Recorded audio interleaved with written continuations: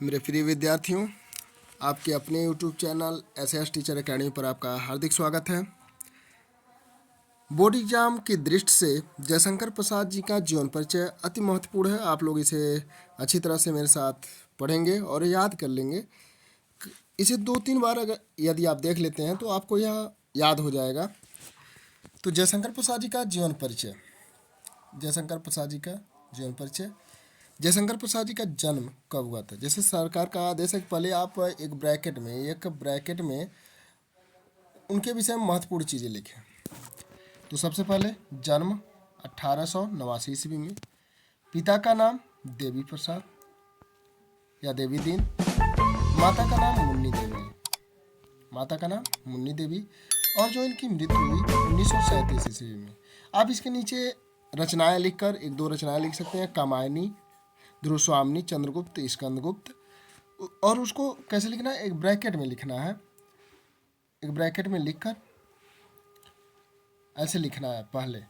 उसके बाद तब लिखना है जीवन परिचय। अब ये नहीं कि उन्होंने कहा कि ब्रैकेट में सारी चीज़ें, सारी सूचनाएं आपको उपलब्ध करा देना है तो सिर्फ ब्रैकेट में लिख के छोड़ देना है। उसके नीचे आपको हेडिंग डालना है जीवन परिचय। जीवन परिचय का हेडिंग डालकर जीवन परिचय। उसके बाद तब लिखना है हिंदी साहित्य के महान कवि, नाटककार, कहानीकार एवं निबंधकार। ठीक है, आप इन चारों से नाटककार, कहानीकार, निबंधकार, कवि 2 भी लिख सकते हैं, 1 भी लिख सकते हैं। श्री जयशंकर प्रसाद जी का जन्म सन 1889 ईस्वी में काशी के प्रसिद्ध सुंघनी साहू परिवार में हुआ था। ठीक है, तो जो महत्वपूर्ण है उसे आप हाईलाइट करते हुए चलेंगे। इनका जन्म कब हुआ था? तो 1889 ईस्वी में। किस परिवार में हुआ था? सुंघनी साहू परिवार में हुआ था। इनके पिता बाबू देवी प्रसाद काशी के प्रतिष्ठित और धनाढ्य व्यक्ति थे। कैसे थे? धनाढ्य, यानी धन का कोई अभाव नहीं था। तो इसे इनके पिताजी का जो नाम है देवी प्रसाद, इसको आप हाईलाइट करेंगे। इनकी प्रारंभिक शिक्षा घर पर ही हुई। इनकी प्रारंभिक शिक्षा कहाँ पर हुई? घर पर हुई तथा स्वाध्याय से ही इन्होंने अंग्रेजी, संस्कृत, उर्दू और फारसी का अच्छा ज्ञान प्राप्त किया। ठीक है, और साथ ही वेद, पुराण, इतिहास, दर्शन आदि का भी गहन अध्ययन किया। माता पिता तथा बड़े भाई की मृत्यु हो जाने पर, माता पिता बड़े भाई की मृत्यु हो जाने पर इन्होंने व्यवसाय और परिवार का उत्तरदायित्व तो संभाला ही था, अभी संभालने वाले ही थे तभी कि युवावस्था में के पूर्व ही भाभी और एक के बाद दूसरी पत्नी की मृत्यु से इनके ऊपर विपत्तियों का पहाड़ टूट पड़ा। ठीक है, फलस्वरूप वैभव के पालने में, उसका फल क्या हुआ? फलस्वरूप वैभव के पालने में, अपनी सम्मान बचाने के चक्कर में, वैभव के पालने में झूलता इनका परिवार ऋण के बोझ से दब गया। ठीक है, ऋण के बोझ से दब गया। इनको विषम परिस्थितियों से जीवन भर संघर्ष करना पड़ा। इन्होंने क्या किया? जीवन भर विषम परिस्थितियों से संघर्ष करते रहे, लेकिन इन्होंने हार नहीं मानी। क्या किए? इन्होंने हार नहीं माना और निरंतर साहित्य सेवा में लगे रहे। लगातार निरंतर साहित्य सेवा में लगे रहे। अंततः प्रसाद जी का शरीर चिंताओं से जर्जर होता गया। क्या हो गया? एकदम कमजोर हो गए और ये क्षय रोग से ग्रस्त हो गए। क्षय रोग मतलब टीबी की बीमारी से ग्रसित हो गए। सन 1937 ईस्वी को, कब? 1937 ईस्वी को केवल 48 वर्ष की आयु में ही इन्होंने इस संसार से विदा ले ली। 48 वर्ष की आयु में ही इनकी मृत्यु हो गई। तो देखिए यहाँ पर आपका इनका मृत्यु जो है इसको भी हाईलाइट करना है। और कितने वर्ष में हुई? 18 वर्ष में। इसे भी आपको हाईलाइट करना है। तो इसे 2-3 बार आप लगाकर सुन लेते हैं। कोई काम करते हुए आप इसे सुन सकते हैं लगाकर, जिससे आपको याद हो जाएगा।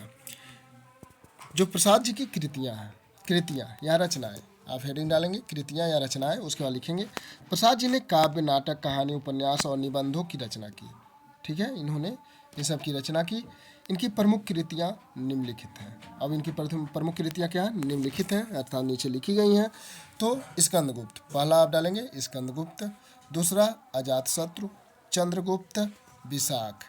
आप कम से कम 4 रचनाएं लिखेंगे उससे ज़्यादा जितना लिखते हैं उतना अच्छी बात है। यहाँ पर आपको इसलिए ज़्यादा दिया गया है कि आप ज़्यादा पढ़ेंगे तो आपको 4 तो याद ही होगा, साथ में अगर ज़्यादा भी याद हो जाता है तो जो एक एक नंबर का क्वेश्चन आएगा उसमें भी आपके लिए महत्वपूर्ण साबित हो सकता है।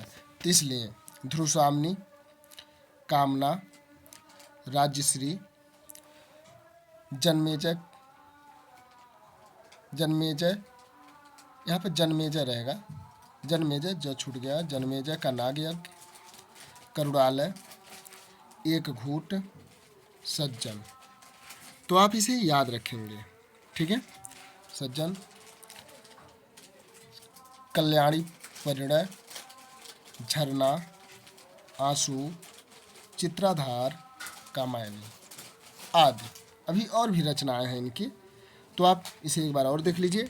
स्कंदगुप्त, अजातशत्रु, चंद्रगुप्त, विशाख, ध्रुवस्वामिनी, कामना, राज्यश्री, जन्मेजय का नागयज्ञ, करुणालय, एक घूंट, सज्जन, कल्याणी परिणय, झरना, आंसू, चित्राधार, कामायनी, ठीक है।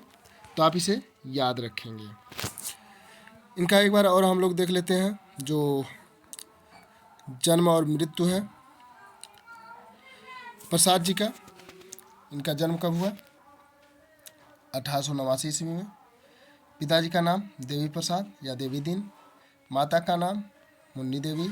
इनकी जो मृत्यु हुई वह 1937 ईस्वी में।